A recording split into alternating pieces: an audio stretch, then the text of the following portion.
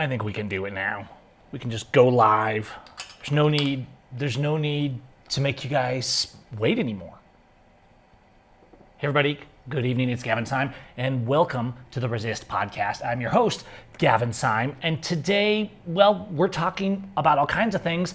Congrats if you're tuning in live, because you're gonna help drive the show. So if you're listening to the podcast afterwards, make sure you're subscribed to the Gavin Seim YouTube channel, that you've hit the bell icon, because that's where we stream the live episodes. Well, if they're not too controversial, if we're dealing with 1984 style censorship that YouTube is so famous for, there may occasionally be podcasts that are released as audio only. So you definitely do want to make sure that you are subscribed as well to the audio version of the podcast, which can be found right here over at simfx.com/podcast. And now that last time, if you tuned in, oh, that was weird. I pushed the wrong button. Where's my screen? Oh man, something's mixed up there on the mini screen.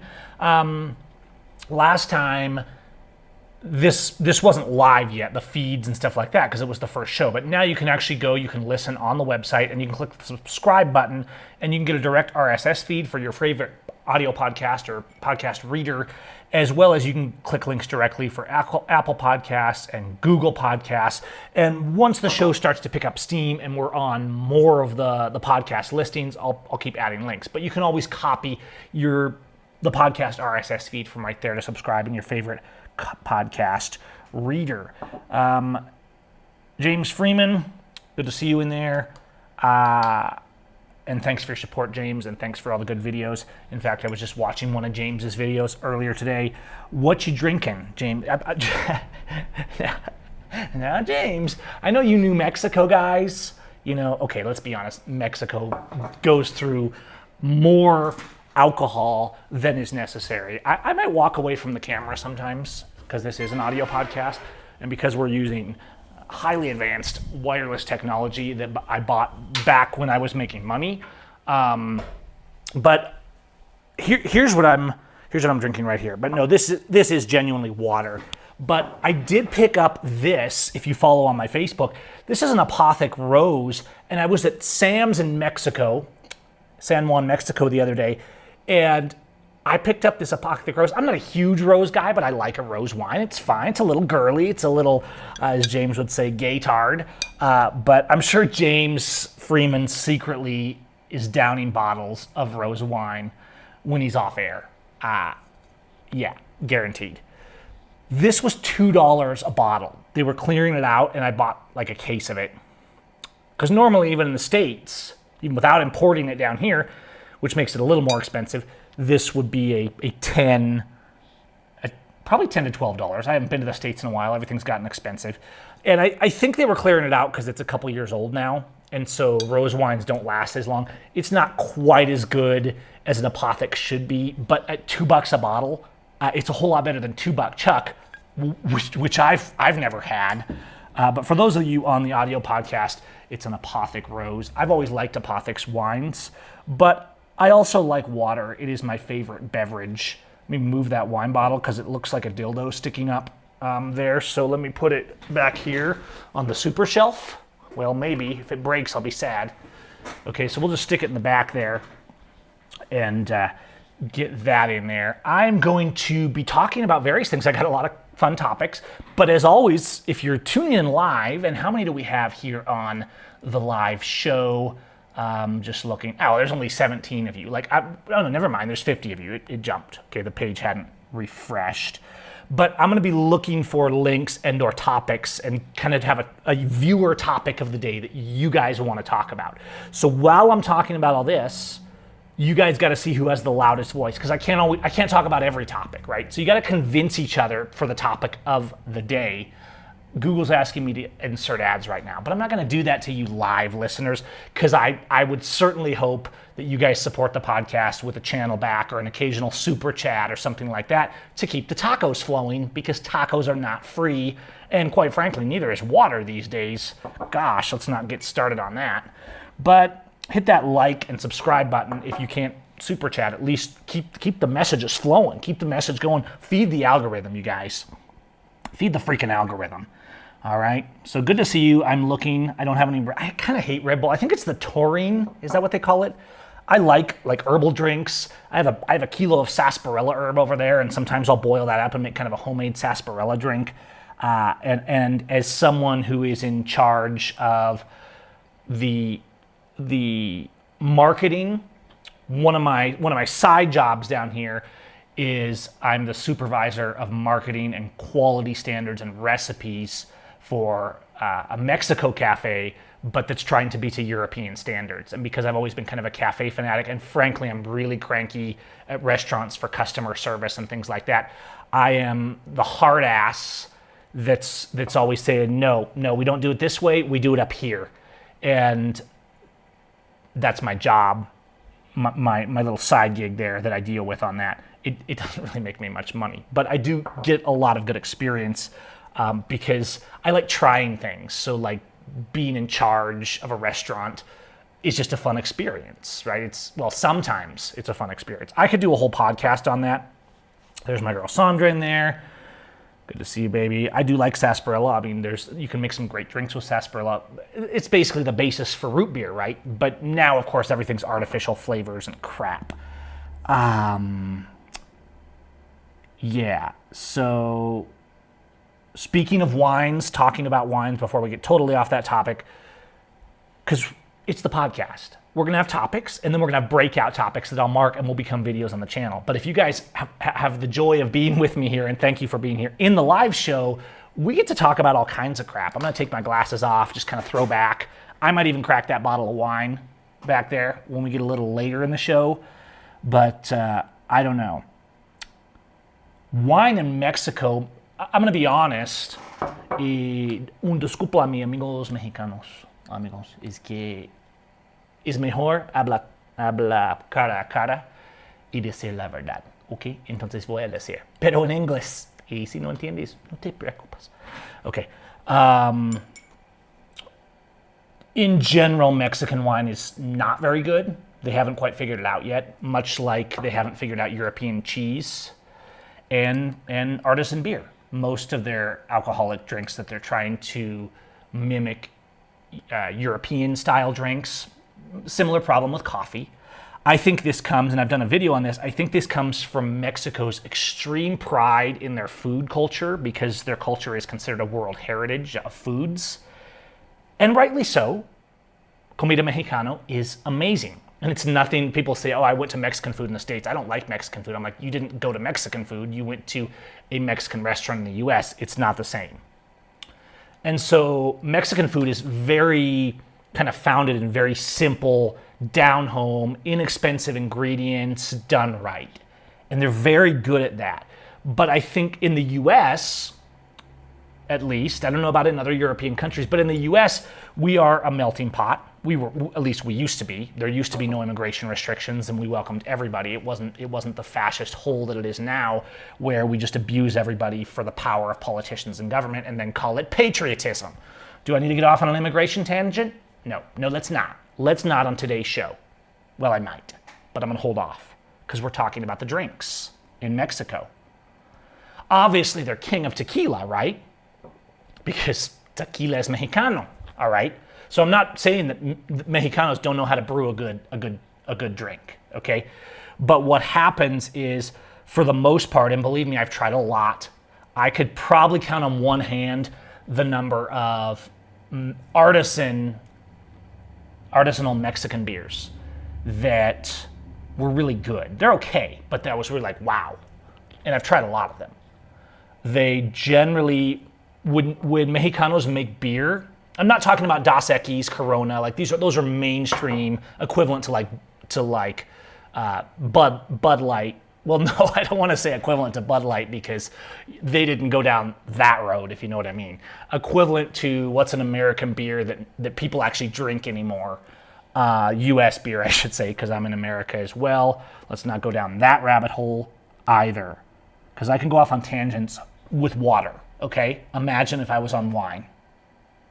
Imagine if the water turned to wine, what would happen? Okay, you don't want to go there.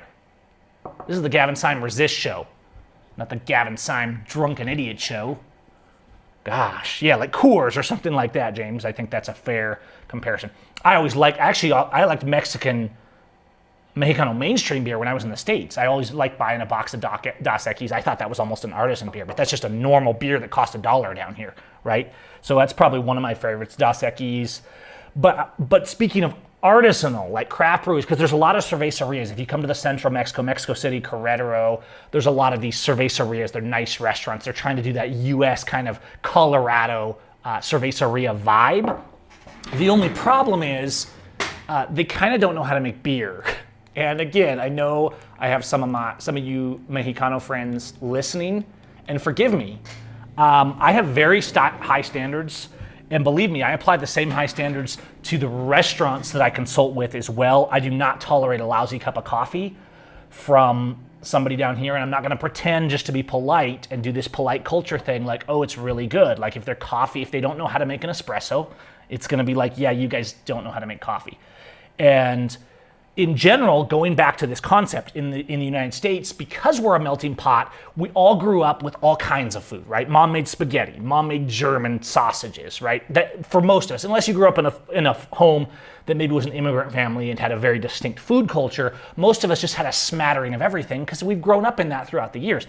In Mexico, the food they eat in the homes is Mexican food, but real Mexican food, right? We're talking aguachile, we're talking pollo, beefsteak and salsa verde, the kind of stuff that you don't normally even see in a Mexican restaurant. Very simple fare, normally not with mountains of cheese, but you certainly see things in seafoods like the camarons, the shrimp wrapped in bacon. Those are very common down here. So what happens is because they're so proud of their food, especially the mothers, that I've tried to tell. I'm serious. I can tell you stories, guys. And I know we're supposed to get on with the show, but it's the show. And we can do whatever the freak we want. All right, it's the Resist podcast. So I'm going to resist going fast. That's why I started a podcast. When I do individual videos, I have to go fast. On this show, we don't have to go fast. We can talk, we can chat. I'm just going to try to keep the pace going. Okay, so we're still on Mexico a little bit because I live here. I escaped the USA, right? You can find videos about that all over my channel. I have told the mothers they'll take like noodles.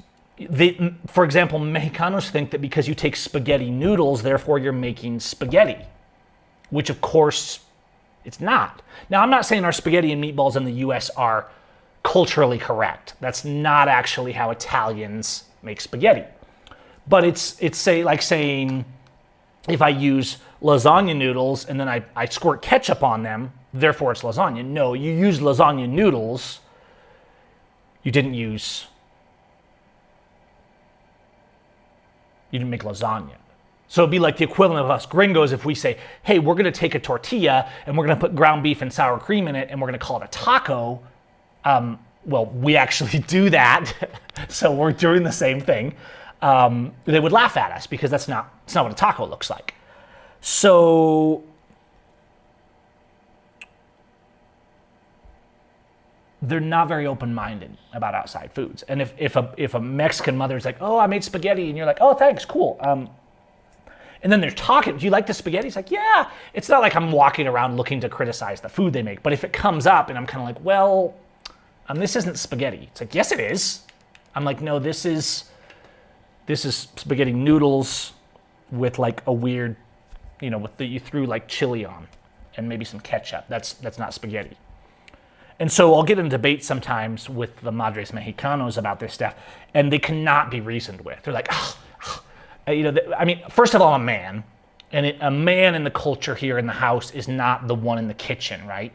The women run the kitchen in culture in general here. So I'm cool with that, but I do know how to cook, and I like to cook, and you're not going to tell me that a weak watered down coffee is an espresso, just like you're not going to sell me a hamburger that has no meat in it or that's just garbage, right? This is really common in restaurants where they'll screw you over. Very low standards for hamburgers and hot dogs down here. So whereas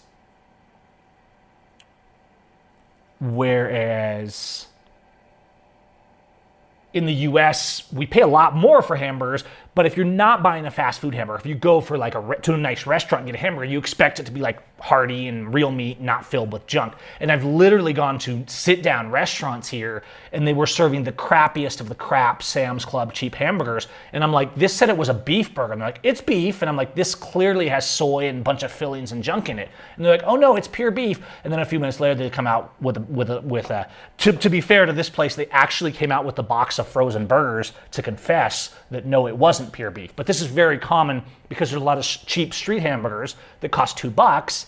Obviously, you're not going to get a half a pound of beef in a $2 hamburger. Hot dogs, absolutely horrible. Don't even go there. They have Mexico has the worst hot dogs on planet Earth. The only sausage that Mexicanos understand is chorizo. In a general sense. I'm not saying there's not Mexicanos that are culinary that don't understand this. I'm just talking about what you find in stores and stuff like that. So you cannot buy a beef hot dog in Mexico unless you go to like Costco. I've literally never seen a grocery store selling a beef hot dog. They're always the junky, garbagey. They're cheap, but they're like, you can buy ones that are pure turkey. So I guess that's kind of better. At least you kind of know what you're getting. Or, pure pavo. Or pure pork, but mostly they're just total trash. They have that kind of mush, like they don't grill well. You know how a cheapy hot dog doesn't really grill and sear? It just kind of burns. That's literally all the hot dogs in Mexico that you'll find in any restaurant or street cart. So yeah, and to be clear, this is the Resist podcast. I'm resisting bad food right now. If you enter the other side, and we're talking comida mexicano, mariscos, camarones, aguachiles, tacos, quesadillas, barbacoa, birria. These things are going to be amazing, all these different types of Mexicano food. I'm just making a point that we need to learn to be open-minded. Just like the US is racist and closed-minded and become thinking, has this mindset of we're great and we're better, Mexico and Mexicanos are more humble and a more friendly people, but they are a little bit that way with their food. And so you gotta be careful. Chinese restaurants using spaghetti noodles instead of ramen, people putting, and Mexicans will literally argue. And I'm like, dude, you don't understand the food that you're talking about. Just because you're good at your cultural food does not mean you're good at all food in the world. I'm not even Italian, but I'm like, that's not spaghetti. That's not how a pizza should be. It shouldn't be 3 inches thick and taste sweet like you put sugar in the dough and it's a sweet bread. So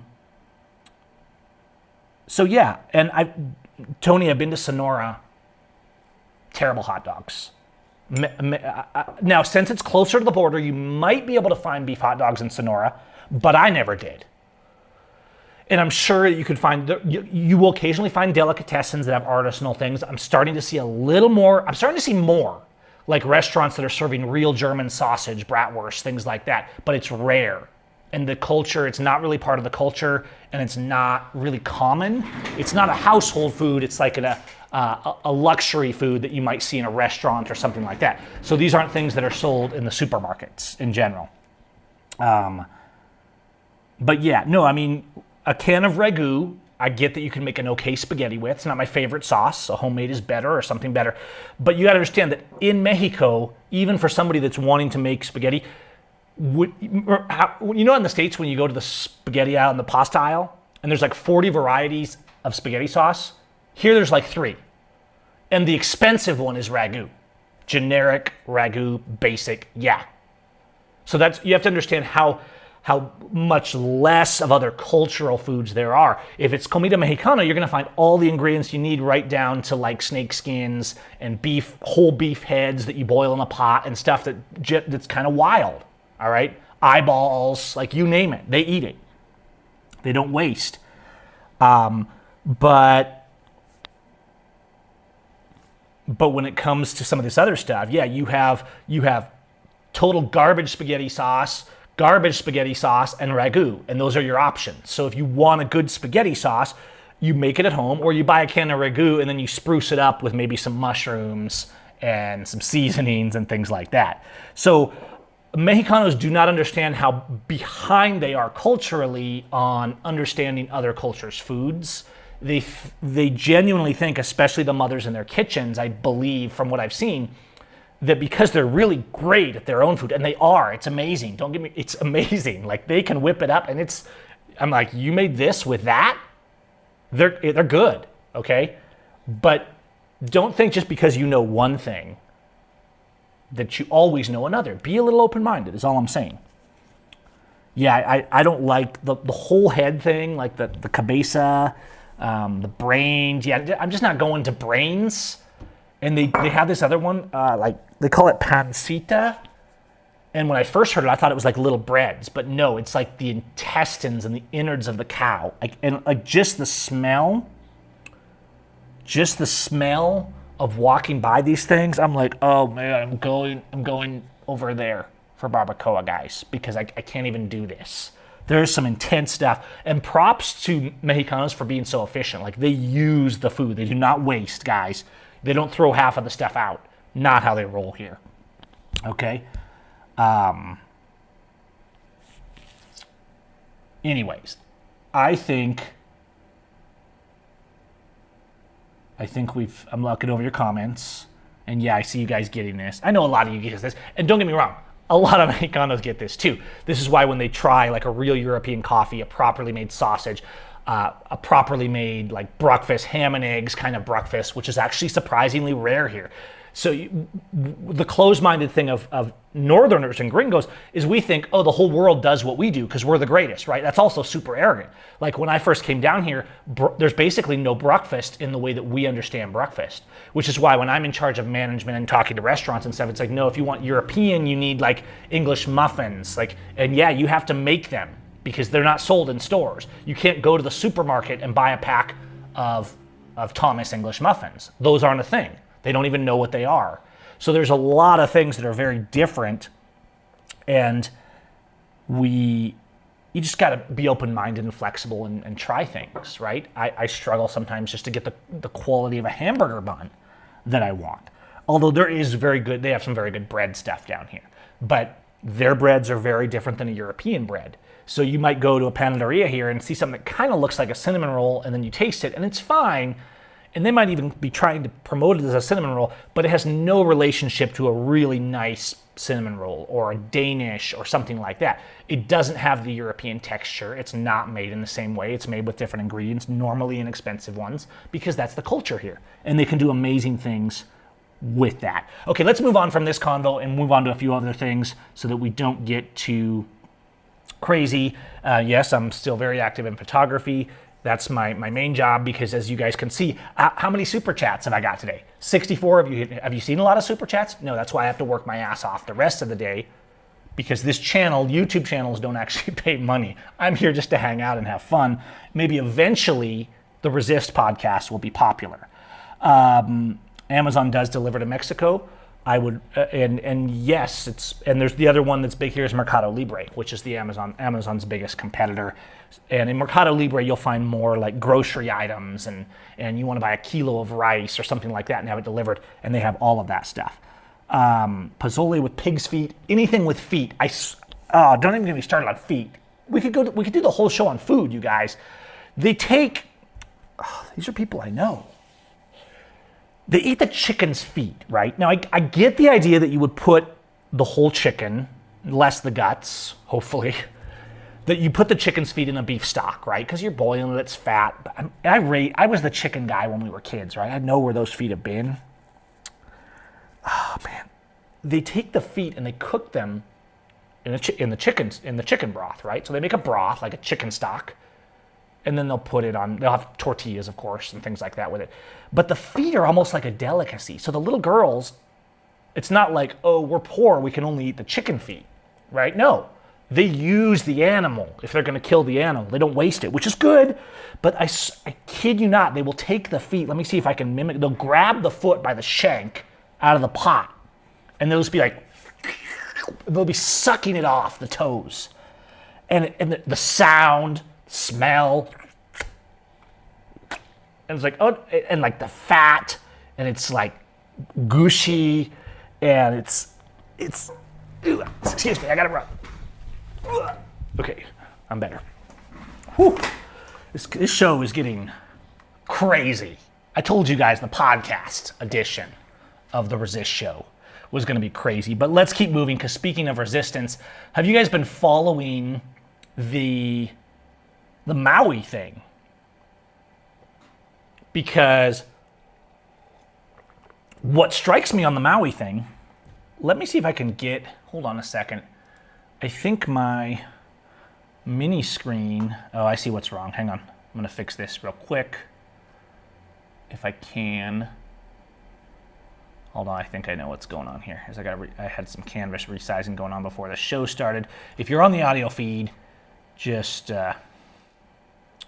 bear with me here because I'm adjusting some of our stream. By the way, if you're listening on the audio feed and you're like, hey, I got time, I try to, if I'm on the video feed, I try to explain things for the audio feed, right?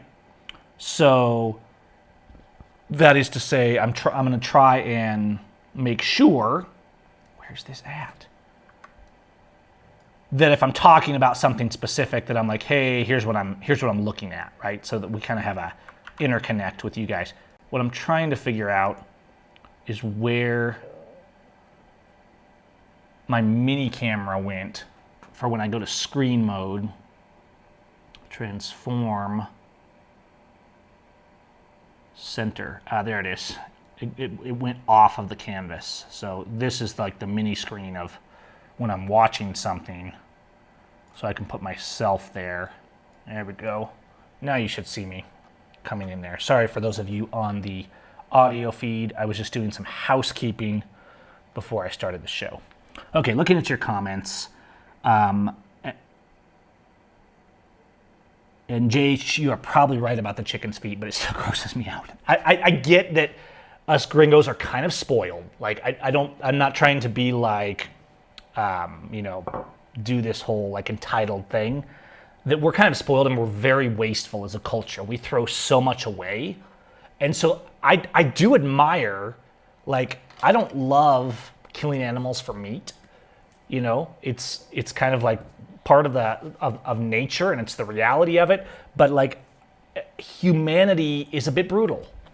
And I think if you're going to kill an animal, it should be used. And I admire that they really do use it. So let's talk about this Maui thing, come back to this. We might have talked about this on the last show. And what's actually kind of shocking me, and I'm almost expecting these to go online, we're actually seeing mainstream news articles. What they've done is so egregious. And the Blue ISIS terrorist police in Maui are went so far that mainstream news is actually talking about this. And I'm seeing these mainstream news videos. Been viewed over 1 million times. It tells the story of Front Street in those crucial hours. Just end with roadblocks, but it began with them. They're actually talking about how these fires came in, and get this, you guys. The police blocked the roads of people escaping, right? I mean, these people were part of causing the deaths of these people in Maui. So instead of being able to drive out, people were having to flee to the water as these fires were coming through because they were blocking the roads. And then as I got into Lahaina, I'll put the link to this. Redirecting us all around through these back streets, and branches were coming down. On his way to Kaanapali, Herzog started filming as he entered town, sensing unusual conditions. The winds always were the film worst if there's winds police I've ever around. been in Rule my number life. one, always When film. he was later heading home, southbound highway at Kapuna Kea before the Cannery Mall, Herzog backtracked to where Front Street meets the highway. You get this? Are you following what's happening? No, I'm Traffic moved skipping, well right? If enough you at want, that you can time see to their rejoin video. I'll the put in the highway links. near Lahaina Luna here And at and 3:02 what it's PM. showing. But then Herzog says traffic snarled with down trees, so camera eased up. So you got a fire of whatever started this, right? We've talked about that in some of the other videos.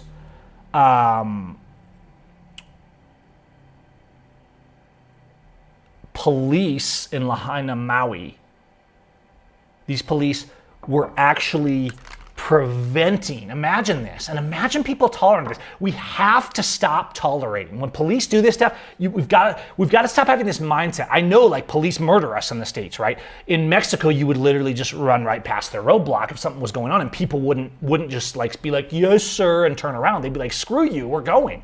And the police wouldn't dare do anything if it was a serious situation like this, right? But here you have police blocking the roads of people running for their lives. Can you imagine the level, how low you have to be to participate in that? Public, it's all in the name of safety, right? We're protecting people. So I just don't know if you guys have seen any of this. It's crazy. And I know that there's talk of, these fires were started and all this stuff. And look, on a few videos back, we did a video a while back and we were looking at the aluminum rims on the cars, right? All these cars burned in the middle of a highway with no trees around them, all burned to a crisp, to the point where the rims were melted and they were pools of metal in the street. Now, have you ever seen a wildfire? Or a car fire even? Like that just melted the rims? I haven't. Something doesn't make sense there. Now, those people who were blocked burned to death. I mean, that's an exaggeration because the guy that recorded the video is narrating his own video, right? But what it did cause, it caused people to lose their vehicles. And yes, I have no doubt that their blocking of roads and preventing of people's travel and preventing evacuation did cost lives. It doesn't mean like everybody that was trying to escape was locked in and burned, like locked inside the burning church kind of thing. No, let's not exaggerate our side either. But should the people involved in this be investigated for the murders? Yeah. For manslaughter? Yeah. Should they be charged with crimes? Yeah. These are real crimes. They were using force, threats of force against people, right? When you block a road and you're standing there with guns saying you shall not pass, that is a threat of deadly force to prevent someone evacuating a dangerous situation. That's a big crime, you guys. Right? The church is on fire. You're standing in the door with a gun saying you can't leave. Now, that might be a little more of an extreme situation because most of these people did get out. But how many? How many died because of this? I would like to see, Jody, a car fire melt aluminum rims. Because in the video we did a few weeks ago here on the channel, and we were looking this over, and we're talking, I'll pull it up. I mean, it's on here. Where's the video that I just did where we were talking about Lahaina? I think it was one of my recent live streams. For those in the audio podcast, I'll explain what I'm seeing here. It was my video called Honest Questions About the Maui Fire. And I will go to that right here. And you can go to it as well.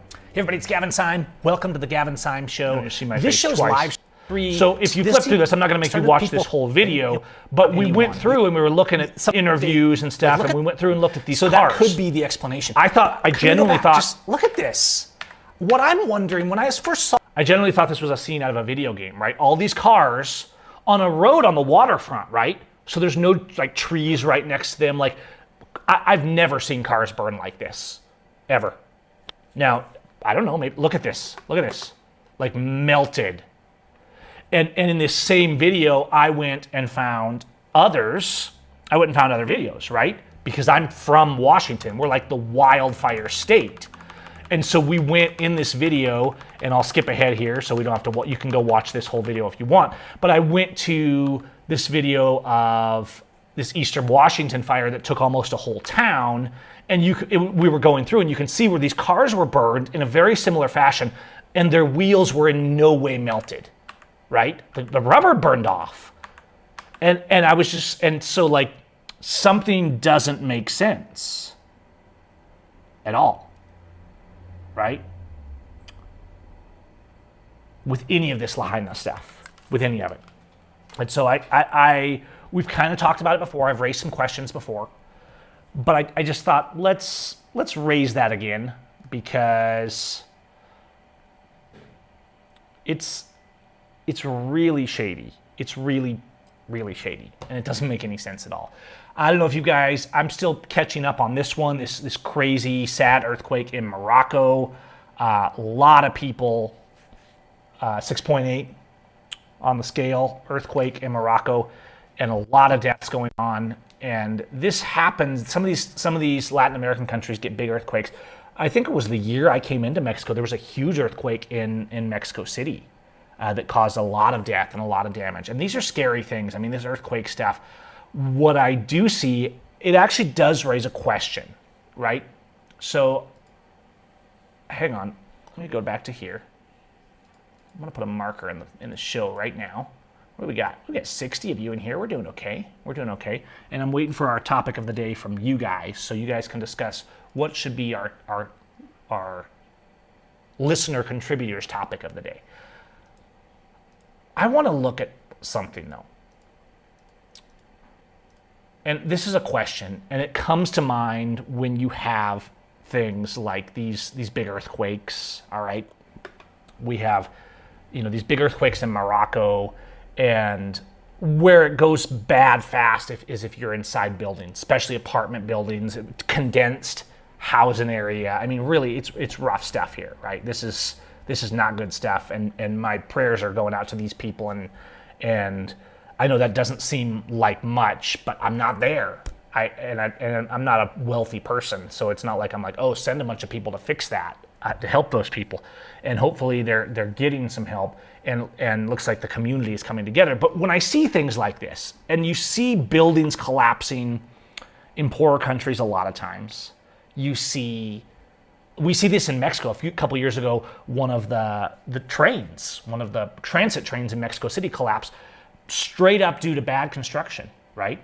And just collapsed. And so, big scandal, because what happens is these corrupt government contractors, they don't go and hire out the contract to the lowest bidder that has a good reputation. They hire out the contract to the bidder that will give them the biggest kickback, that'll give them the biggest bribe. So if you bid a contract for building a road here, the state or federal officials, and I'm sure this happens in the States, but it's much more blatant here. They're much worse at hiding their corruption here. And it's really a vergüenza, that this is tolerated by people. People are paying outrageous prices for gas and things like that. And these officials, these government officials that are setting up these contracts, if you're a contractor, let's say, that builds roads, you don't get the job unless you give 20, 30% back to them. So these people are getting big bucks for giving out these contracts. It's not like a super public thing. And there has over the years got to be more laws about this in the US, because obviously this happened a lot. It's happened a ton here. So what you do is you get contractors. On the private sector, you get someone building a house and they just go for the lowest, crappiest contractor they can get to make it cheap. This just happened a couple weeks ago where in Valle Bravo, a house collapsed. Like the balcony of a house collapsed in an Airbnb and killed 2 people. And it got me thinking, let's go back to this Mexico City thing for a while. This train, we're talking like a main public transit train, right? And this wasn't some weird freak accident. This happened due to bad maintenance, bad inspection, and bad construction, essentially. And if we look at this, what was 26 deaths, right? So compared to this earthquake in Morocco, no, but I mean, it doesn't matter. This is a big accident. And what's crap is that it's not like an accident. It's like it just happened. It shouldn't have happened. Now you could look at things that happen like this in the States too. I get this, like the Minnesota, the Twin Cities bridge collapse, right? Bad inspection, bad maintenance. It's not like this doesn't happen. But you see a road down here. You have these roads that we're driving on that are 500 years old that are still working, and yet they hire these contractors to come in and put a new asphalt, a new concrete road in, and 5 years later it's trash because they're not putting the bases down. They just built a new road right out in front of my place. And they did it fast, right? But there was hardly any prep work, hardly any base put down. And I'm looking at this road like it's nice now, but I bet you in 2 years it'll be totally potholed again. And then some corrupt contractor will be paying again. I believe it was a state job. The state in Querétaro State and all of Mexico, pretty notorious for this. But what happens, so if you're a contractor, this kind of work attracts the contractors, obviously, that are more corrupt. Because to get the job, they're going to have to do bribes, and then they're going to cut corners over here to pad their pockets as well and get a kickback. If you're part of the club, you're part of the club. You're going to get in on that, right? Now, this causes a little less direct harm if it's just an asphalt road through town. But when you're talking about bridges, when you're talking about, basic public infrastructure, and what the topic of this, what I wanted to ask you guys, because I'm always very libertarian, very anti-regulation. But I think there's a point where the people are allowed especially on public projects, we can make regulations for the government, right? So there should definitely be regulations for building standards on public projects where people are held accountable. But I saw this other thing where these people were in an Airbnb, right? And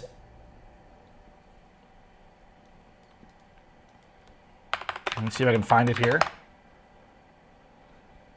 These people were in an Airbnb, and here we go. Here's an article on it right here. And basically, I think 2 or 3 people died. And sometimes you see these stories and you're like, how did these people die? But it's so easy to die, guys. It's so easy to die. And it just sucks for these people's families, right? So this is my question then. So much crap on the screen, always. Sol de Toluca. And so what this is saying is a house collapsed. It wasn't the whole house, but you can see it's like this large piece of concrete. So basically, they were in this like vacation rental Airbnb in Valle de Bravo, which is a beautiful tourist lake town. We go down there paragliding sometimes. And I don't know if they were jumping around on this or not, but it shouldn't matter. It's a house. It's meant to hold people. And this balcony collapsed, and like 2 people died in this thing. Right here, here's a closer up photo right here. They're putting ads over everything, lovely. And so you can see that it's this kind of vacation house, and this whole thing just collapsed. And I'm guessing somebody was underneath it or something like that. But like, there's zero excuse for this happening. They weren't driving a truck on it. You can see these beams and the way this was constructed. It looks like they use, just bad materials, bad construction, and the whole thing just collapsed on these people that were having a vacation that ended in disaster. Now, which raises the question, because I'm always like very anti-government, like you have to be able to build on your own property. But then if you're killing people because you built crappily, how does that work, right? So on the one hand, the government shouldn't be allowed to come on your private property and say, no, you can't build a shed. You don't have a permit. I shouldn't need permission to build a shed, to build a new kitchen, to add on to my house on private property.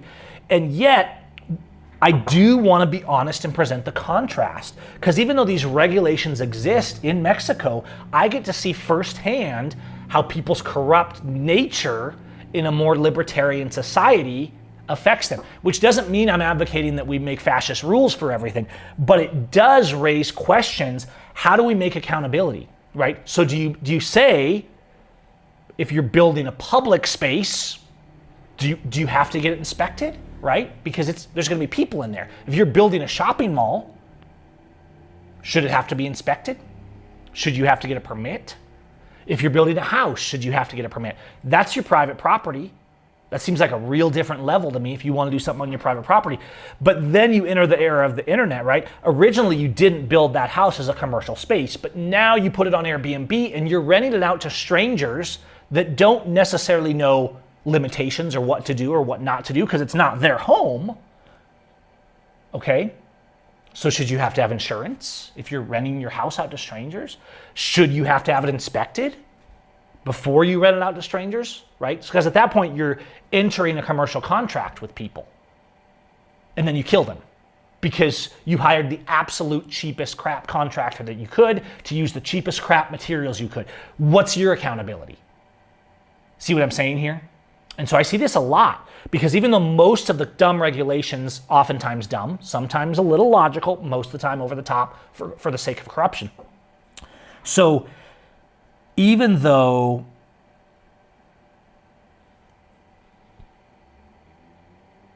the regulations exist here, in practice, people ignore regulations, right? They ignore traffic rules. I see them running stop signs, red lights, semi-trucks screaming through red lights at 60 miles an hour when you're about to go from the side street.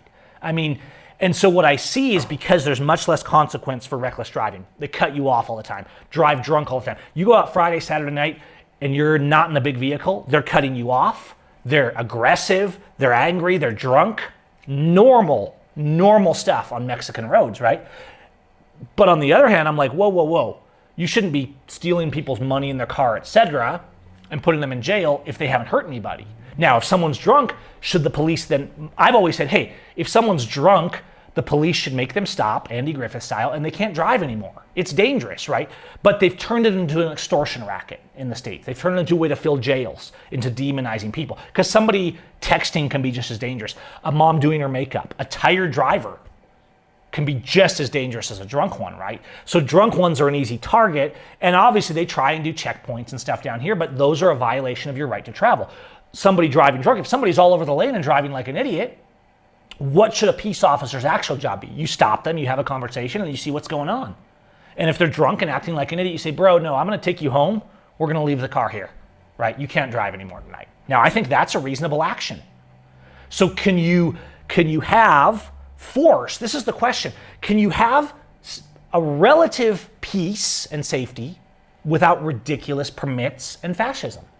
Because I get to see both sides of this in a very interesting way that if you live in the States, you've literally never seen in your lifetime, right? Because we're talking about a level of personal freedom down here that is much higher. The consequences for reckless driving are very low. If you're in a pickup truck and you cut off some car because they touched their brakes in front of you because you were tailgating, and then you cut them off and almost cause an accident, there's no consequence unless you ruin your car, unless you actually cause an accident, which you might do as well, right? Speed limits, non-relevance. I mean, sure, you go to Mexico City and they'll set up speed traps and stuff, but in general, if the speed is 80, people are like flashing their lights and angry behind you if you're doing 120. I'm talking kilometers an hour, not miles per hour. So you know, but still, if I'm on a highway at night, bad lighting, the speed limit is 90 kilometers an hour. I'm doing 110. The drunk guy in his pickup truck behind me is 3 feet behind me flashing his lights because I'm trying to pass another car over here, and he's angry and cutting me off and wanting to pick me a fight. I've literally had guys like pull out in front of me and jump out of their cars, and I just pulled around them and went on my way. I've showed you guys these videos. But my question for you is, where does responsibility begin in a world of freedom?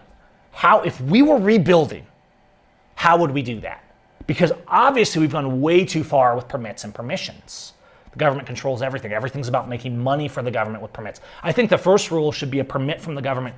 They can't charge for it. It has to be free. If we're creating, right?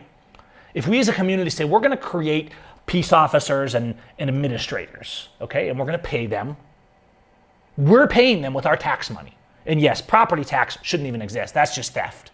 Well, all taxation by force is theft. I get that. But if we say as a community, we're going to pitch in, this is the form that we're going to do it in, right? So that we can have people that clean the streets, and we can have people that manage the water, and we can have people that do fires, and we can have a peace officer, right? If we do all those things, that's going to happen in any society that's trying to make itself orderly. Some of it may be volunteer, some of it may not be. But I think the first rule should be, if you're saying, I'm building a new store, and we say, all right, you have to get it inspected and get a permit,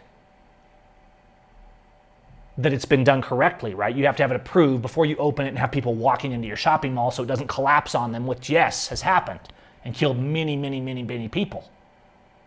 And then they say, oh, sorry, we can't help you. So yeah, we have to have, in freedom, we also have to understand that there's accountability. But a permit shouldn't cost. And if we're talking about the civics of creating a government, and I know the hardcore, in this topic, people are going to say, oh no, all governments are evil. I know all governments turn evil. But if you build a community and you say, hey, we're going to have a community watch, we're going to have a guy in charge of the fire, we're going to have a guy in charge of making sure no one steals, you just made a government. That's what you did. A government will always form, period. The difference is how many limits you put on it, and do you tolerate it becoming absolutely fascist like in the States? I don't necessarily have an answer for this question. I'm just presenting you some real world scenarios. How in Mexico? Why in Mexico do you not have speed traps on every corner in town, right? People speed, people drive recklessly, but guess what? Speed bumps are all over the roads in town. You can't drive 200 yards without hitting the speed bump, and sometimes they are big. I'm serious. I have hit speed bumps that I didn't realize were there, and I was going too fast and immediately broke my suspension. We're not talking about a little mall bump. We're talking about sometimes bumps that are this tall, and if you hit those at 40 miles an hour, you are going to be snapping your CVs. Guess what? People slow down. No cops, no guns, no enforcement. It's automatic. Now These speed bumps, they need some standards because sometimes they're constructed so bad that literally your car scrapes on them because they're way too high. Like there needs to be a standard there as well. But in closing of this topic, where should public safety be considered in freedom? And how do we manage that in a way without violating people's individual rights? I think speed bumps are a perfect example because in Mexico, you very rarely see traffic enforcement. You're starting to see more because, of course, the thugs want to copy the US and extort people, but people don't like it. It pisses people off here. So you rarely see, except in big cities, like cops hiding in corners with radar guns and stuff like that, occasionally in big cities. And even then, they don't actually chase you down. They try and wave you over, and I just ignore them and drive by, and nothing happens. But a tope, a speed bump, you slow down, period, or you will slow down because your car is broken. And to me, that's the most libertarian solution. Do the speed bumps annoy me? Heck yeah. Like when you don't see a speed bump, and they should have to be marked. They should have to be painted. Community puts in a speed bump, they don't paint it. Now, I wasn't going that fast. I just didn't see the speed bump because they didn't mark it right and they're damaging my vehicle. Now you have another question. There's always a new line of questioning. But in general, the speed bumps work. I have been on highways before where they put a random speed bump in and didn't mark it correctly. I was endangering no one. I was just going a sane speed and hit it so hard that it broke suspension. And I think I took air on the car on that one because I was doing probably 65 and it was a big tope. No excuse for that. Local government should be held accountable for the damage to your vehicle. And of course, we know how that works. That is, maybe I'll do a breakout video of this. I'm going to mark it and close it down. But I just wanted to bring up this topic on the show today. Where does safety, sanity, and making a peaceful community intersect with freedom and individual rights? And I know we could talk for shows and shows and shows about the philosophy and the civics of this, but I just wanted to give you some examples today, all right? Okay, let's see. Very good. Coming back to your comments since we finished that topic. 60 of you still in here in the live show. What time is it? Good. Very good.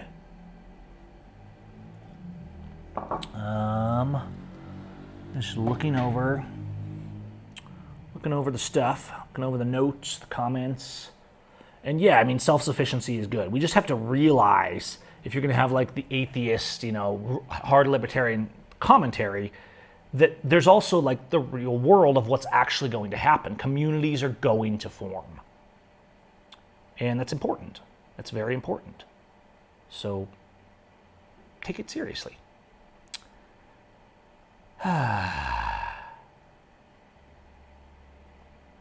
Pero bueno. Bueno.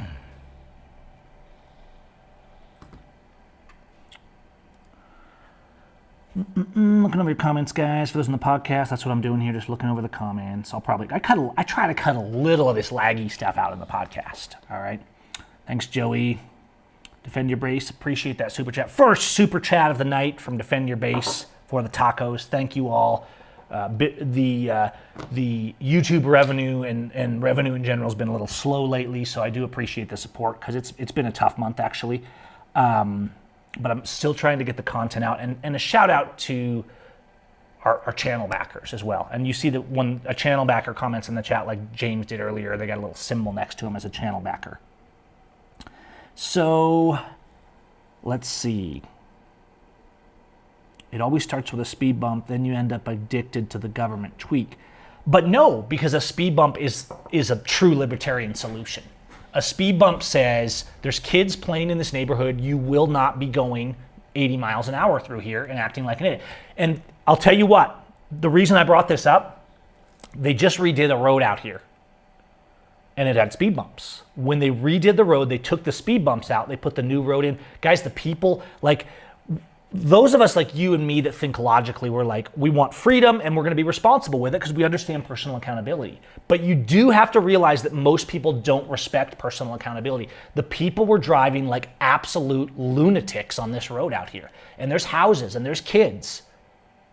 They're doing 80 miles an hour down this road in a residential area. And there's no cops. Nobody's out here in a speed trap. Nobody was being given tickets for speeding, guys. So what do you prefer? How do you control it? You either control it by force or you engineer a solution that organically solves the problem. And that's why even though the speed bumps really annoy me, because they slow you down a lot when you're driving down here. Sometimes they're a little overkill. But when the speed bumps were taken out on this road, they were pedal to the metal. Zero consideration, guys, from a good portion of the drivers for the fact that the kids are walking up and down, that there's a school right down here. I mean, I was like, wow, you guys are not thinking. All right? And so it's something to think about, because it's easy to talk about our anarchy and our libertarianism, but what I actually am enjoying down here is because there's so much more personal freedom, I get to see in a real world what's happening because of this. That's something.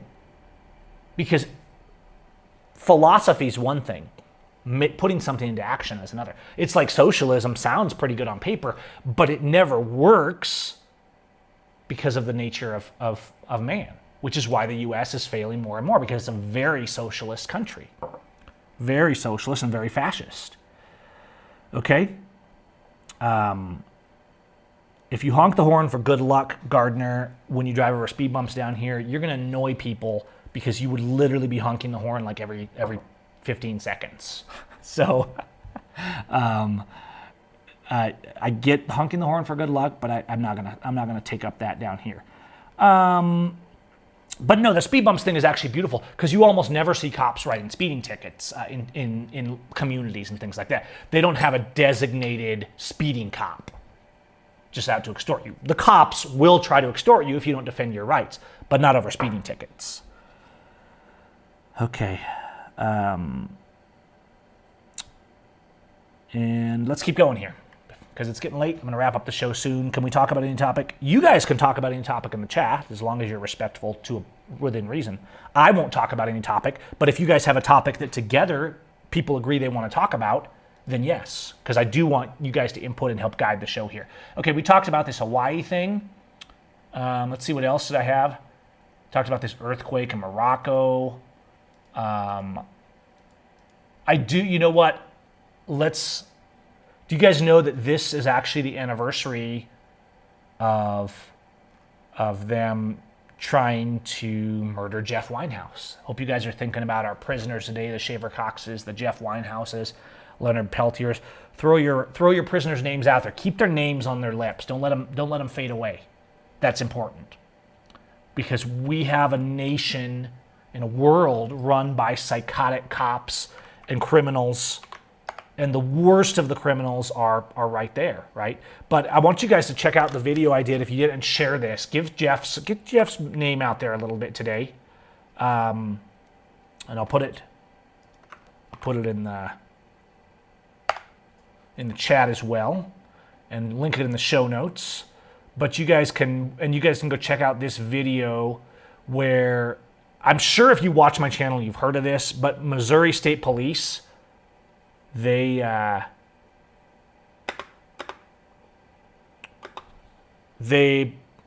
put 2 in the chest and 4 in the head on Jeff. And when he survived, his penalty for surviving, he didn't do anything to them.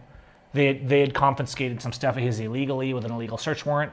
They lured him out to an empty field and said, we're going to give your stuff back, and they opened up on him. And you can see all that in this video. It was miraculously, especially for like 10 years ago. He's been in prison, I think is it 10 years or is it 11 or 12 now? It's crazy. I'm losing track of the years. It's awful. He's still in prison. I heard from him this last week. Talked to him on the phone a little bit. But definitely share this video. This is my newest version of the Jeff video that I just did this year to kind of summarize it a little in a concise form and have a video that's not too long, that's not sensationalized, that just really gets the facts out there on this Jeff Winehouse case, and that has the raw footage in it. And so definitely check this out, because these psychopaths, they tried to murder him. They tried to murder Jeff. He should have died. But miraculously, by God's grace, he didn't. And he survived. And I mean, they're walking up to him like, yep, he's done. I mean, they directly tried to assassinate him on camera and then they put him in prison for saying that he tried to murder them when it literally never happened and there's a video. That's how crazy. So when you see things, right? We have this this actor that they put in prison this week. Let's talk about that. Speaking of prisons, speaking of prisons, let's change to another topic and related to the USA's insane justice system. And this is not going to be a popular opinion. I'll probably get flamed for it, just like anybody that defends this kind of stuff or that questions this kind of stuff gets flamed for it. In fact, who's the actor right now that they just put in prison? Looking for the article here. This actor from the 70s show. They just sentenced to 30 years to life for rapes that supposedly occurred a decade ago. And I just want to talk about this for a second, guys, because as a man, and I think it's important, especially as men, that we talk about this. It's important as men that we respect other people, that we teach our kids to love freedom and stand up against bullies and not be bullies. It's important as men that we have values. It's important for me as a man that I teach my kids to have values and respect others and try to act like Christ.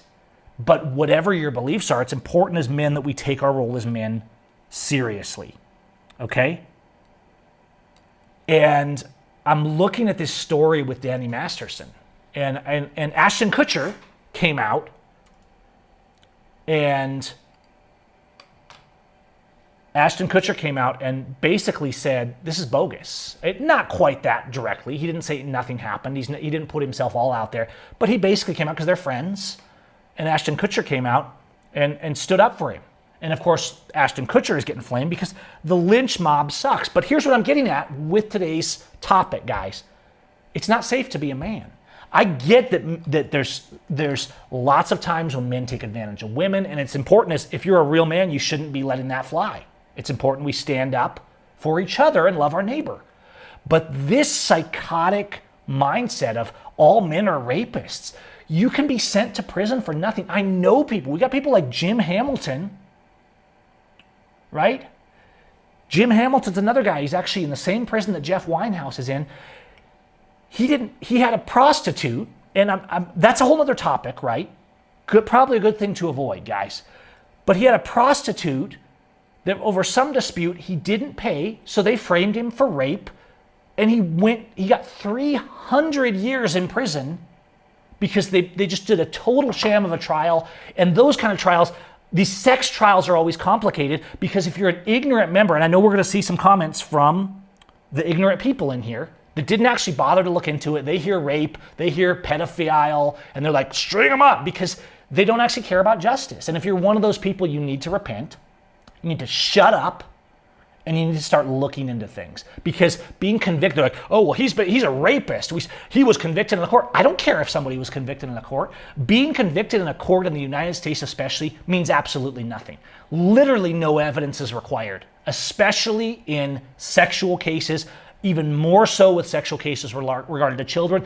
And you numbnuts out there that don't care about your neighbor and that don't care about justice and that never learned to pick up a freaking Constitution and read it, and that never learned to actually study facts, you numbnut mob members that are like, finally, he's in prison, when you have no idea. Did you look? Did you go look at most of these sex cases that come down? Have you ever noticed a distinct pattern? There's never any evidence. He said, a woman said, 3 women said. Do you realize how easy it is to get 3 women to make a claim when you're a famous person? And they stand something to gain? Now, I'm not necessarily saying that Danny Masterson didn't do anything bad. I think I see a lot of times these sex cases and I'm like, you know what? This is a good reason for us not to be screwing around all the time and to take it slow, right? But that doesn't mean you're a rapist.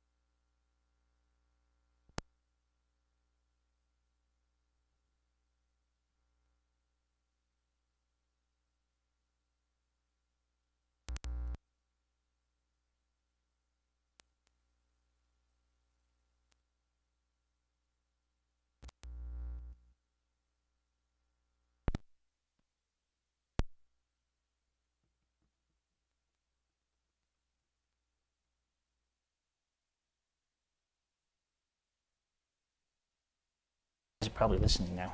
And I'm switching my battery too on this so we don't have this again.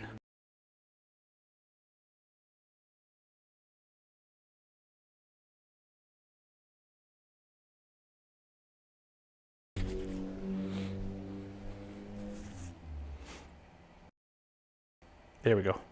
It's on, baby. Yeah, mama. We got this. Wow. Can you believe this? Okay, now I'm... Oh, you gotta be freaking kidding me with this. Here, I thought we were gonna have a professional show today. Kidding me right now? Whoa. Those are green, but when the light hits them at a certain angle, they turn orange. That's so wild. And now? Now what? You know what? I've had it. The show is supposed to be going good. I was on a roll. Is it flowing now?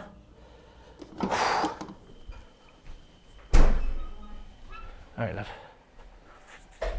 I was on a roll. Did you see how quick I jumped up when I saw that battery go?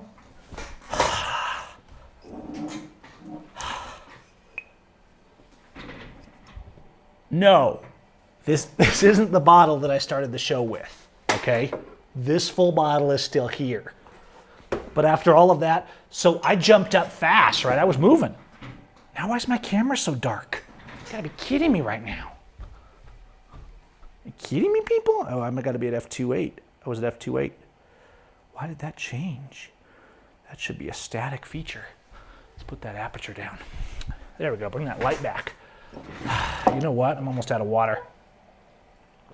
It's time to turn the water to wine here, people. After that little incident. Wow, James is still back.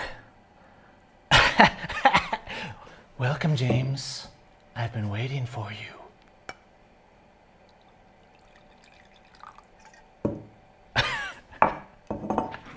I'm sorry, that's a reference to... Who can tell me what that reference is from?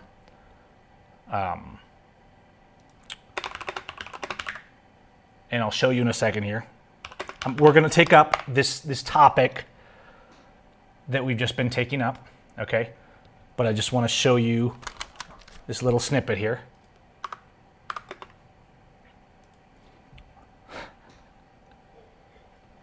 All right, just a little. We're not turning this into a drunken show, James. But I kind of got stressed. I jumped up really fast. I'm like, battery's going dead. Swap it. I ran over there, I dropped it out, and when I jerked the battery out, I broke the mic, and the spring that's part of the battery contact flew out.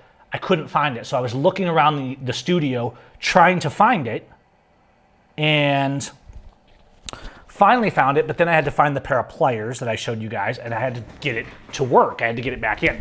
I feel like my mic is still a little bit hot, and I just junked the adapter. I told you guys, we're going unprofessional so fast. I felt like I was on a roll. One day, one freaking day, I'm gonna have an actual professional version of this show that stays, that's like professional all day long. It's going to happen. But my seductive reference, James, is you guys probably know from James's wife. That I wouldn't know. That I definitely wouldn't know. So, no, it was actually, that's a Star Trek reference. And so Gold Star, for those of you that got my seductive Star Trek reference, because it's from this right here on Star Trek Deep Space Nine. What did I do to my headphones? I have no audio now. There we go.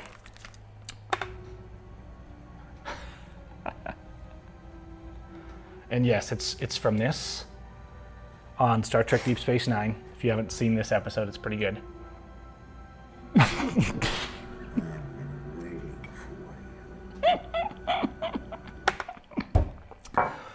So what I meant to say, James, what I meant to say was,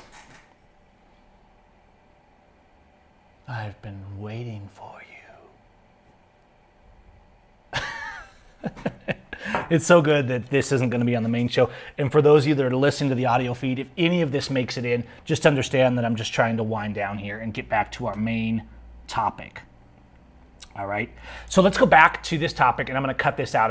If I post this video, go back to this topic of Danny Masterson. So what you have, and I looked into this trial, and I'm like, it's all like, oh, some girl said. Whoa, you come out, and 10 years later, like, well, this happened.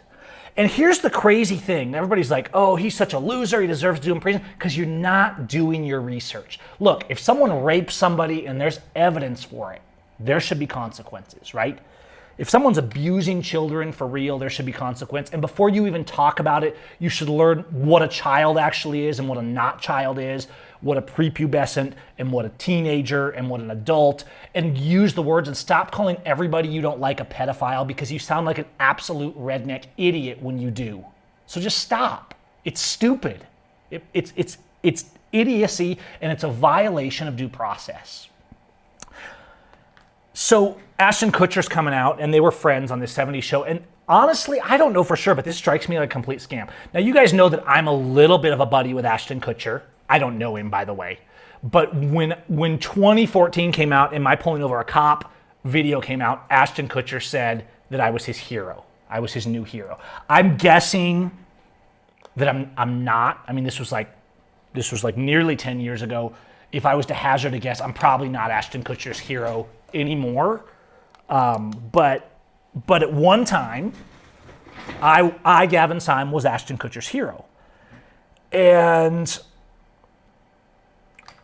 I'm sick of everybody being a rapist. And I'm sick of everyone saying, like, I'm a man's man, like this feminism, this toxic feminism against men. And yet as soon as a court trial comes out and it says, so-and-so convicted of abusing a minor, so-and-so convicted of rape, you're all like, string him up, string him up. You're the one actually promoting the toxic feminism, asshole. Like, which is it gonna be? Are you gonna say, hold on, what did he actually do to the girl and how old was she? Right? Instead of doing this macho thing, but actually all of this is being promoted by this feminist, men are evil mindset. And so on the one hand, but to bridge the gap, what are they doing? They're giving you all the crazy stuff, you know, the now men are women and all this stuff, so they can get the right also turning against and the people and saying they're perverts, because a lot of people out there, there's a lot of perverted stuff going on out there. I get that. So I'm not saying that people shouldn't be held accountable. I'm saying that we've forgotten the fundamental principle of due process. Let's go back to Blackstone. It's better that 10 guilty escape than that one innocent suffer. I want you to ask yourself that next time you're looking at one of these cases. Is the evidence 100% clear? Now, let's be clear. The Danny Masterson should not be in jail right now. The Danny Masterson trial was illegal, 100% illegal. And I will show you why the Danny Masterson trial was illegal. Let's go to the Bill of Rights. The good old Bill of Rights, right? Doesn't give us our rights, it's a reminder of them. All right? And let's go through and go to the Bill of Rights. We could go through various amendments here, right? But I think the most important one is probably, give me just a second to look through. I got my little U.S. Constitution. We're talking U.S. Constitution, not Mexican Constitution right now.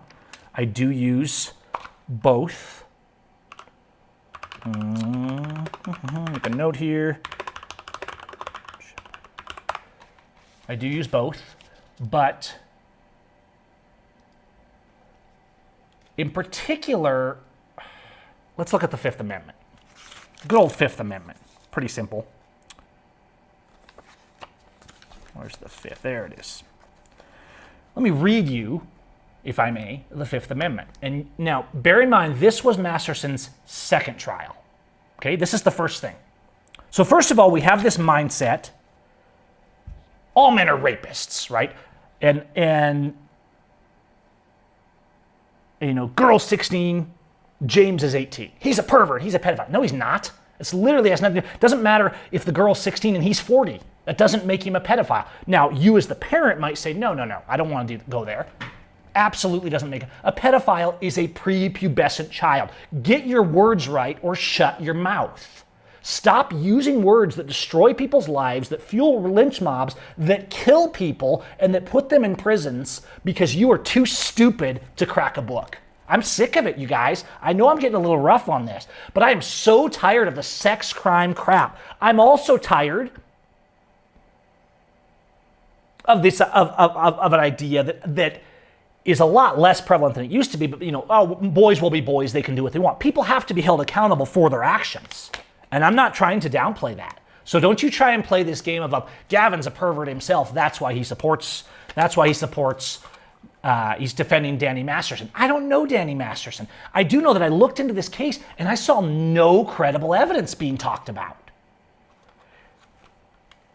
But even if you can find credible evidence, Danny Masterson's conviction is 100% illegal. Let's get back to that Fifth Amendment, shall we? No person shall be held to answer for a capital or otherwise infamous crime unless on the presentment or indictment of a grand jury, except in cases arising in the land or naval forces or in the militia, when in actual service, time of war, or public danger. Nor shall any person, this is the key point here, nor shall any person be subject to the same offense to be twice put in jeopardy of life or limb.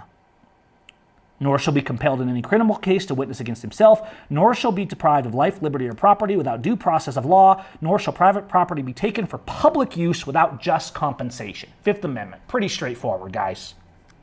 Pretty straightforward. But the key point in this particular amendment that I'm going up with this case that instantly invalidates the conviction is that no person shall be twice put in jeopardy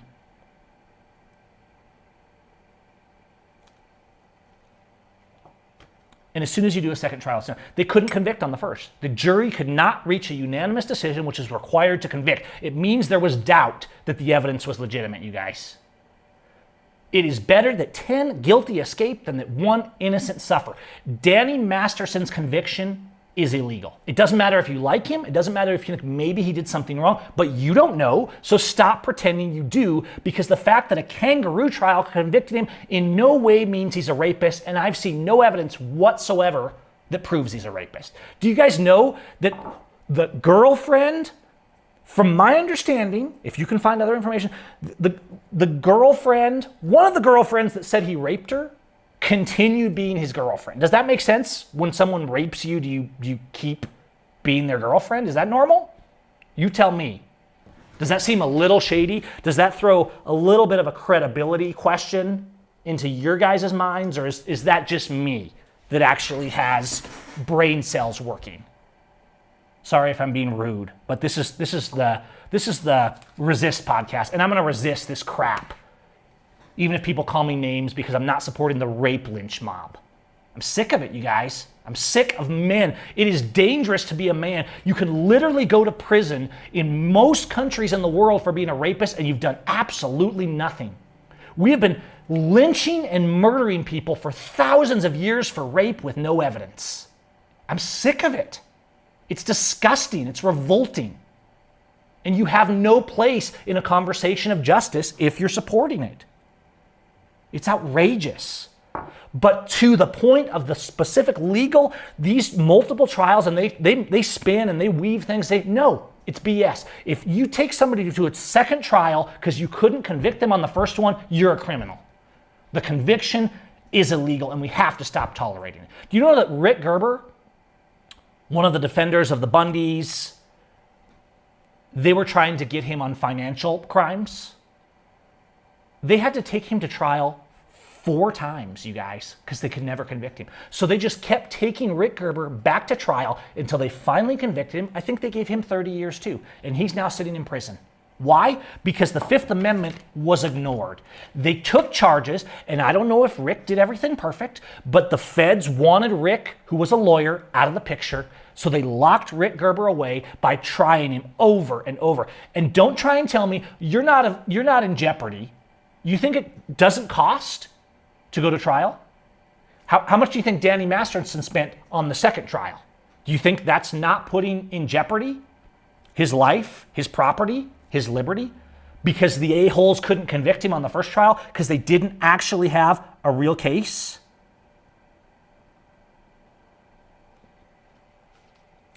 And James is in the chat right now.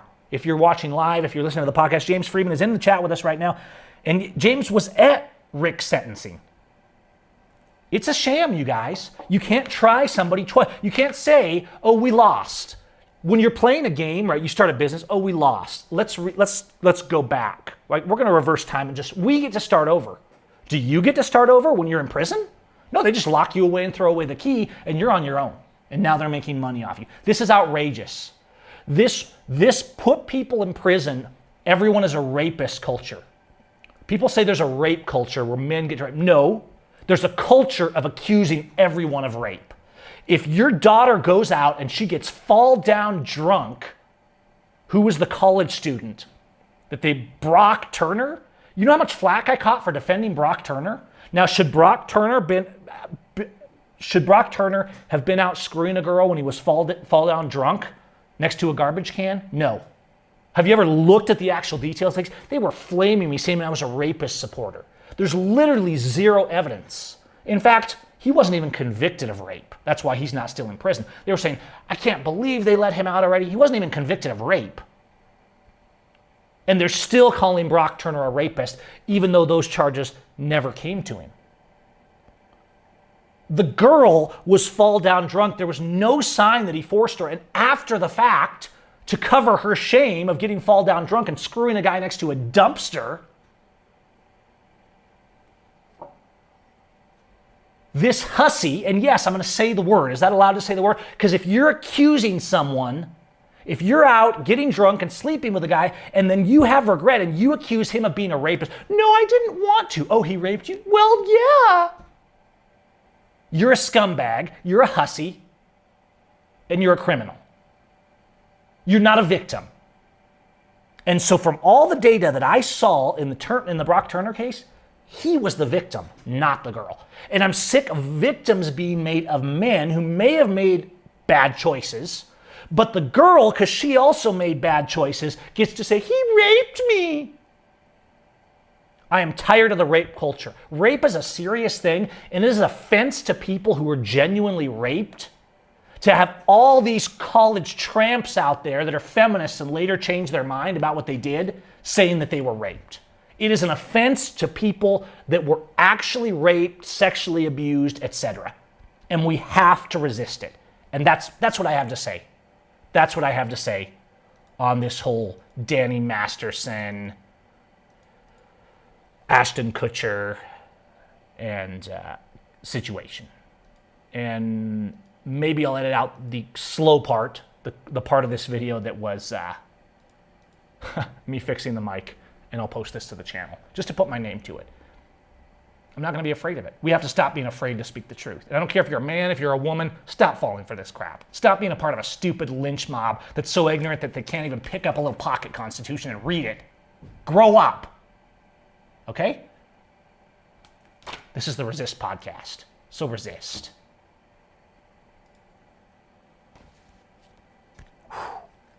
Pisses me off. All right, James. It's back to the wine here. Just a sip to keep my head constitutionally clear. I think we've about wrapped it up. If there's a final thing you guys want me to take on quickly, I will do it, but it's getting late, and I need to wrap up for the night. All right? It's been a good show. How long have we been going? I don't even know. Whew. Hour and a half? No. Wait. No, an hour and a half. But by the time I cut out the weirdness, we're only about an hour and 15. This is going to make a good podcast. Make sure you go over to callmegav.com/podcast and subscribe to the audio podcasts, because there will be times when these topics are going to get so hot that we're not allowed to have them on YouTube. I might even get in trouble on YouTube for not supporting the every man is a rapist culture. Like, the propaganda is very strong, right or left.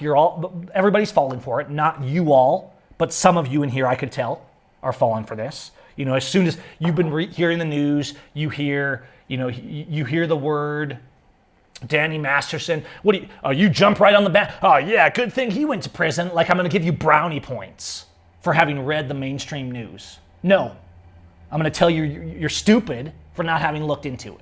So next time, fix it, and I'll respect you for it. Do better. Be better. Who's with me on this? Video recording every sectional counter might save your life. It might, but who's going to want that, right? It's to the point where you almost like, you have to have her sign, like, do you agree? These are the things we might do during intercourse. Do you agree? Please sign here and give me a copy of your ID. Another thing, you're with a woman and it later turns out she lied to you that she was 16 when she was 18 and you're now going to jail. That's absolutely outrageous, you guys. That's not sane. Teach your daughters not to lie and not to screw around. It's not the guy's fault because your daughter is a liar. This arbitrary age, right? A 16-year-old knew what she was doing. She wasn't a child, so stop. It's not pedophilia. 40-year-old man with 16-year-old girl. Should he have? No, I'm not saying. I'm the one telling you guys, keep your pants zipped up. For heaven's sake, we need to have some self-control as men, right? If you're jumping into bed with a girl, have some commitment. It shouldn't just be like willy-nilly all over the place. And that's a lot of what's happening that's getting people into trouble. But that doesn't make them rapists. It doesn't make them pedophiles. And I'm sick and tired. Stop letting people say this on your fake book. Oh, this pedophile, string him up. How's he a pedophile? Do you even know how old she was? This girl was 16. What are you doing talking about a pedophile? Pick up a dictionary before you post. Call out your friends on this, you guys. Stop being a part of these lynch mobs. It's the podcast. I can get fired up, right? There's only 50 of you in here live, but those of you listening in the podcast, and yes, make sure you go to gavinseim.com/podcast right here. And you can listen there to the back shows as well, but you can also subscribe. And because most of the stuff we're talking about, you don't need the video for. There will be if there's a video related to the podcast, the video will be linked in the show notes, as well as links and things like that. But for the most part, you guys can subscribe. If you don't make it live, just listen to the audio. You don't have to come back and sit here for an hour and pay attention to the video, because I'm going to be explaining things.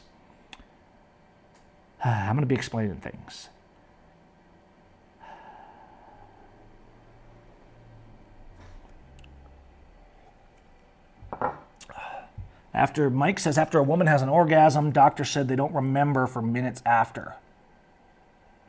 James, buddy?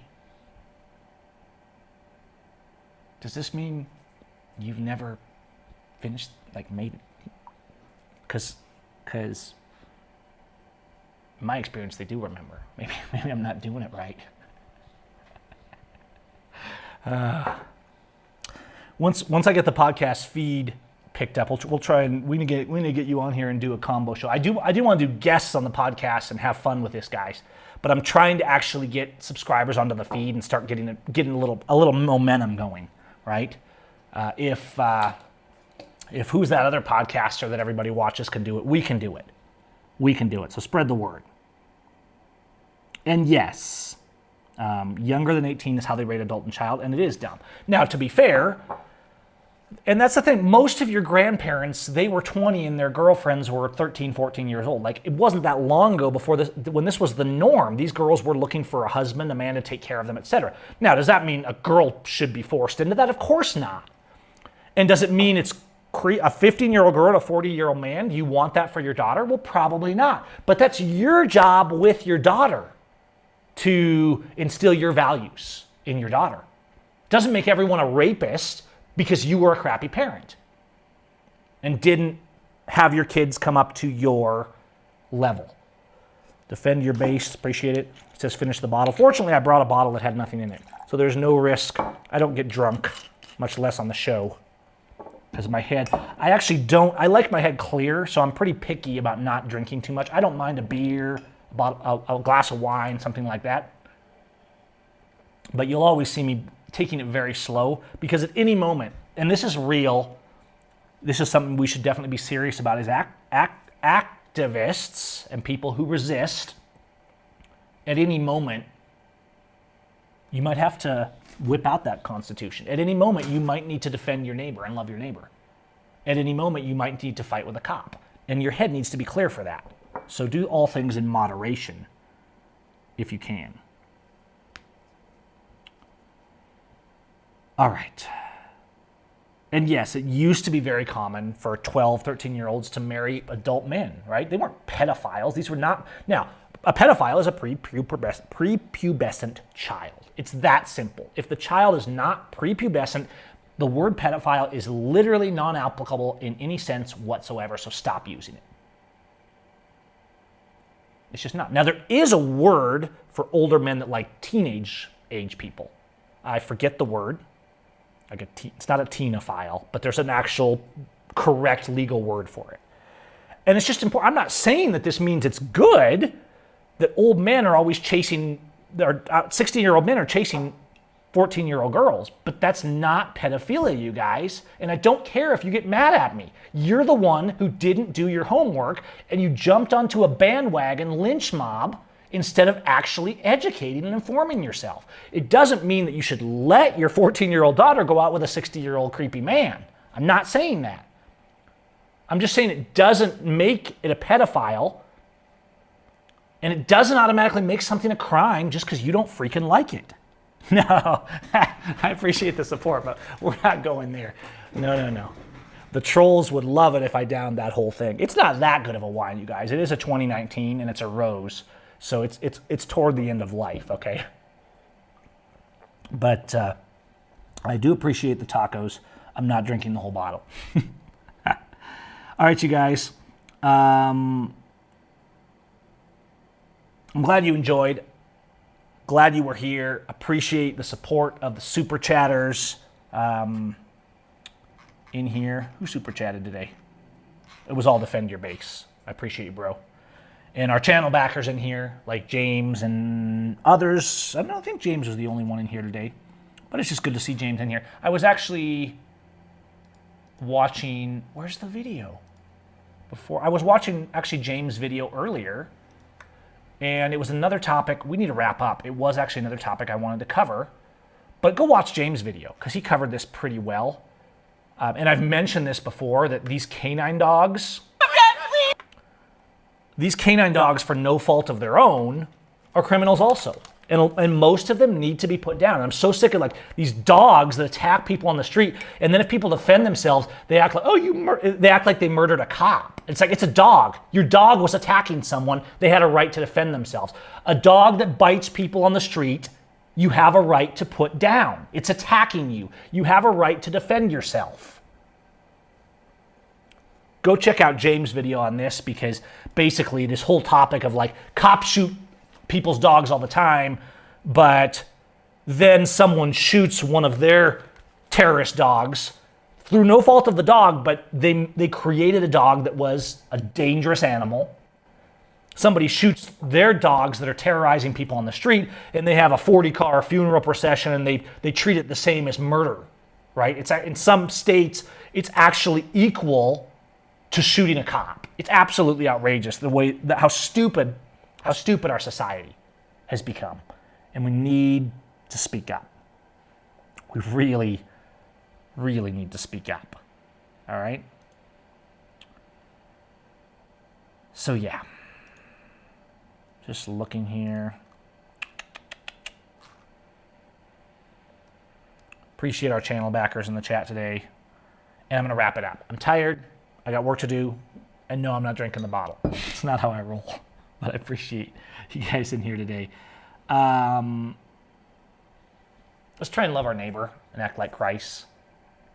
And generally, that doesn't have anything to do with what's being taught in our churches either. Is something that I'm learning more and more with time. I mean, actually try to act like Christ. And start defending. It's really important to speak out against these sham cases, these kangaroo courts. And whatever the rest of the evidence in the Masterson trial is, and I can't really find any real evidence, just hearsay. One of the other girls was like, oh, he raped me, but then I went over to his house for drinks, and he raped me again. I mean, you went back? Something doesn't make sense. You feeling me here, guys?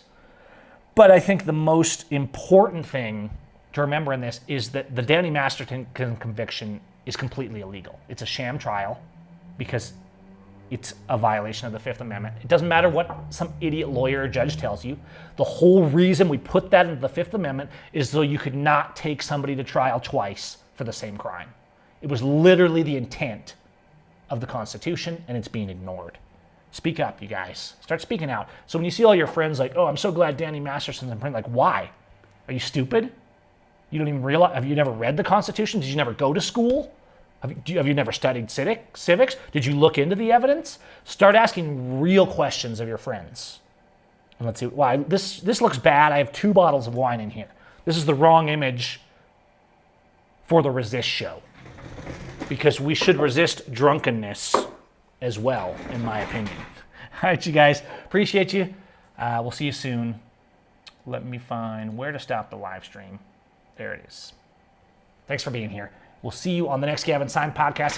Head over to calmandgav.com/podcast and subscribe to the podcast feed in your Google Podcasts or your Apple Podcasts or one of your apps, and help me get those feed numbers up. Let's start getting the audio podcast out there. I really appreciate your guys' help on that. In fact, let me link that right here, where you can go and find the subscribe links and stuff like that. And we will go from there. Appreciate it again. Defend your base. And yeah, we do have some great burritos down here, so I'll be all over that as well. And grab a burrito or 2. Defend Your Base has really rocked it today. I got a shout out to him for the super chats. It does really help at the end of the month when the YouTube revenues come in that are for our channel backers and the super chats, because at the end of the day, money is, after the whole virus thing is getting harder and harder. They did a good number on our economy, and it has hit me a bit, but we're plugging away, and we're going to keep getting the word out there the best we can. All right, you guys, stay safe.